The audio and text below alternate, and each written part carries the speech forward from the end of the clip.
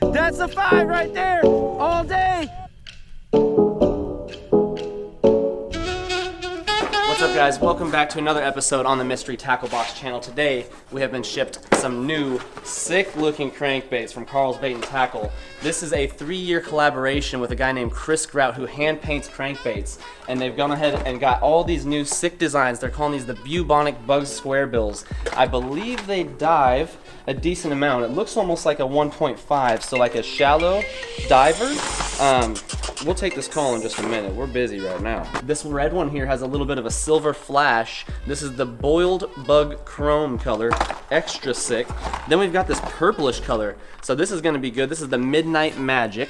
I like that one right there. A little bit of the silver flash to go with that blue top of the body. And then we have the black and yellow right here. So a little bit of that chartreuse color. Get it popping in the stained waters. This one could be a cold-blooded killer. We're fishing some clear waters out here in a Texas private pond today, and I think these things are gonna absolutely slay. It is 5 o'clock in the afternoon, about 80 degrees out, and I think it's lunchtime. We're about to find out though. Let's get these things in the water. Some completely sick, brand new to the market crankbaits. Could not be more excited to throw them. Let's go. Oh, there goes one right there. I just saw a big fish hop right over here. Let's get these cranks tied on. We're at the yak. Woo, almost slipping too.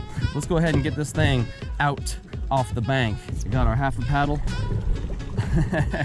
This should be fun.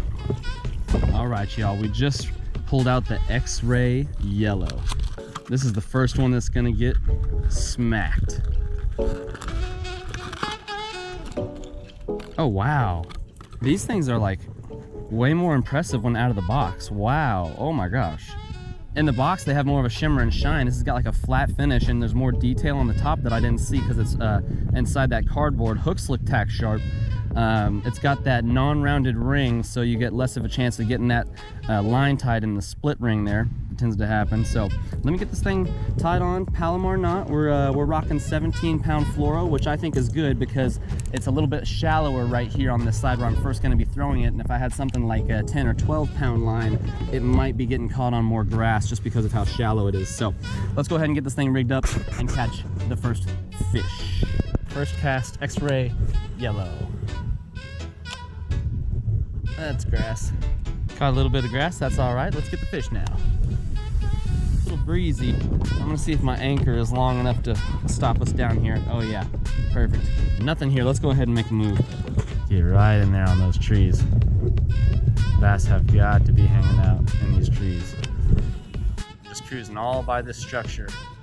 We know that's where they like to hang out midday when it's a little bit warmer. It's transitioning into fall, yes, but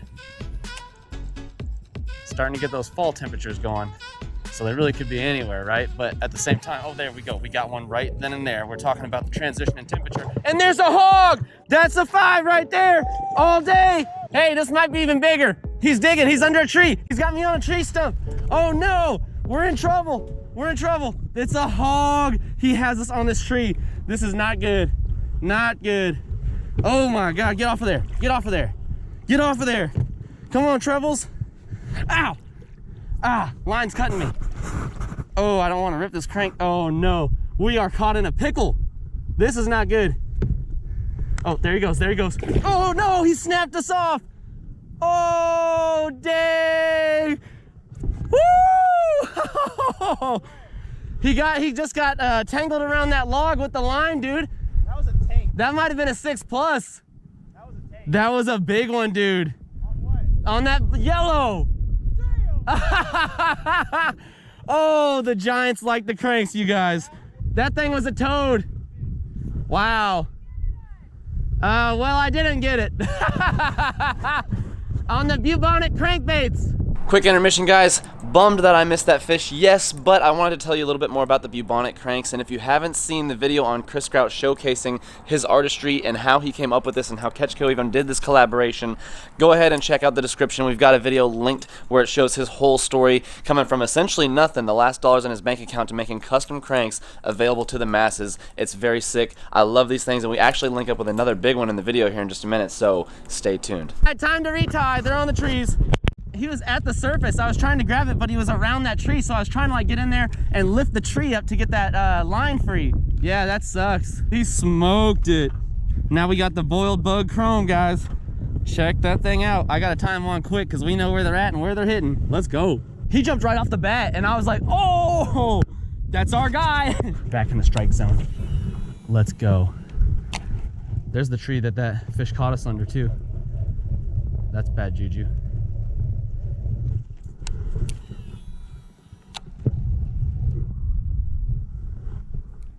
All right, I don't see my crankbait, but I know it's right here on this tree, so.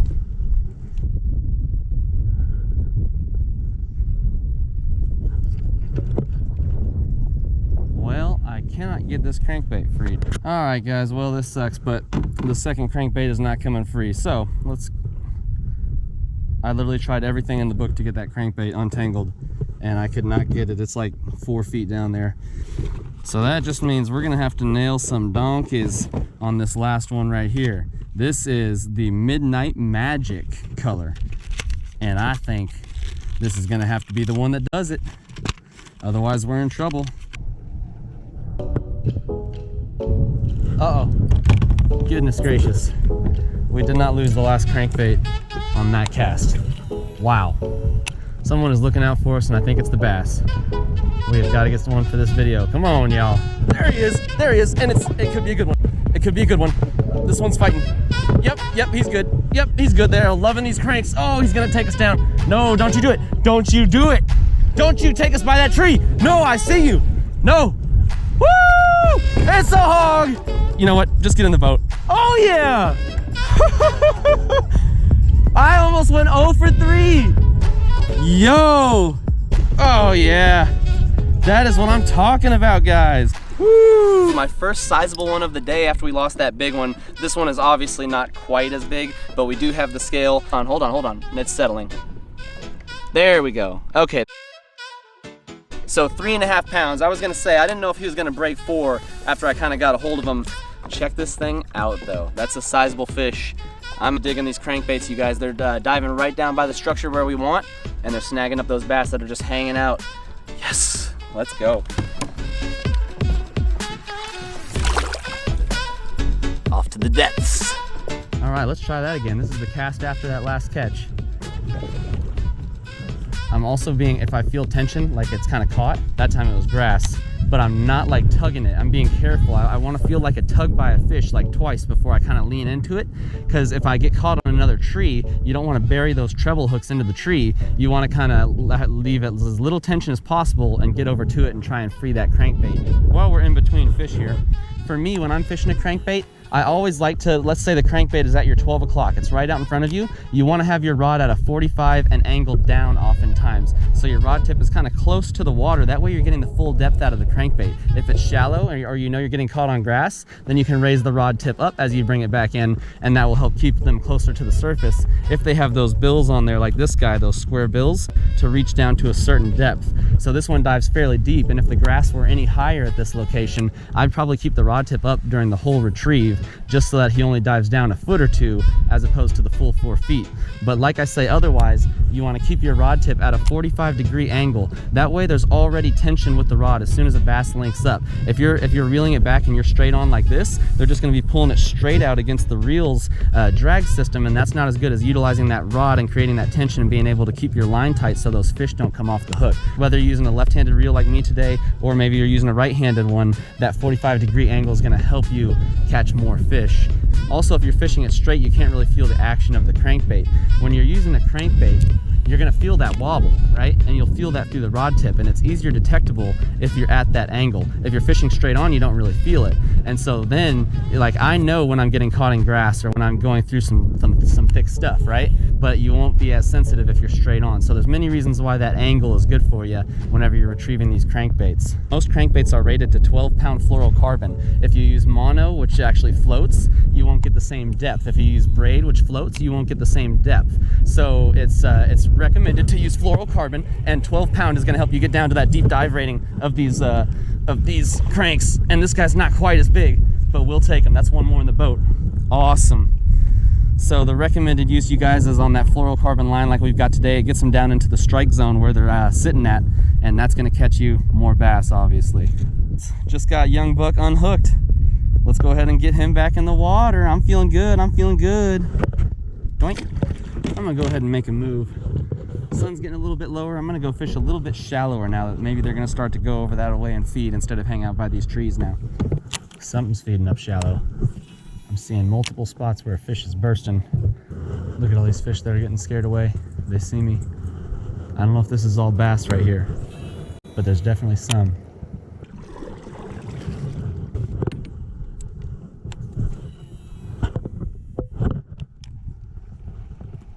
Oh, there we go. They're on this bank. There we go.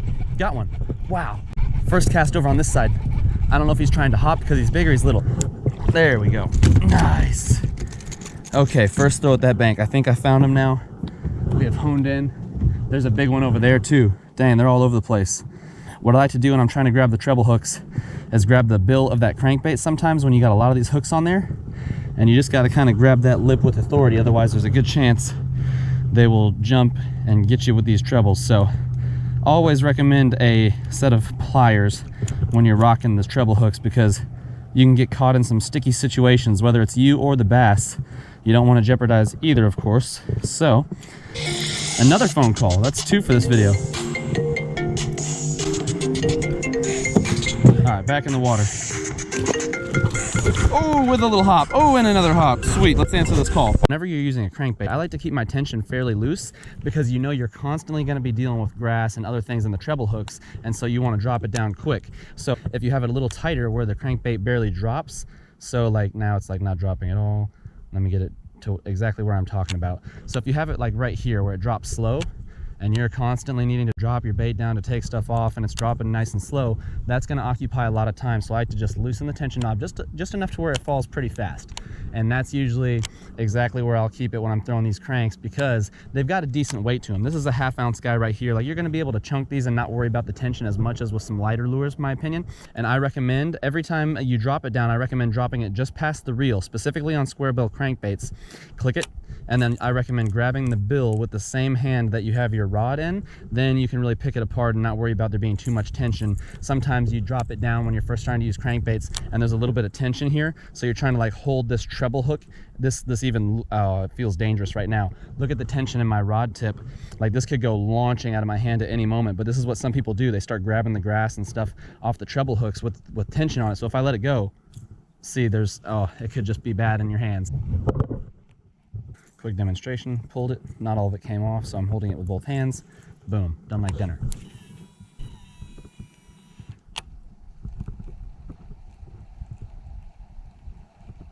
There we go, there we go. Got one. Oh, wow. Oh yeah, another 2.5. No, he's not. He's probably 1.5 pounds actually, but we will take him. There we go. Yep. Oh. Quick release, that's how you do it, boys. Another example, line is around the hook. Holding it in my right hand with some loose line there. And yeah, that's how you catch, release, and D-line your treble hooks with bubonic crankbaits. Hope you're enjoying today's episode. If you are, drop a like and comment down below. Let us know your favorite part of the video. Maybe even, you know, tell me how excited you were to see us lose that big fish on the tree right below the kayak.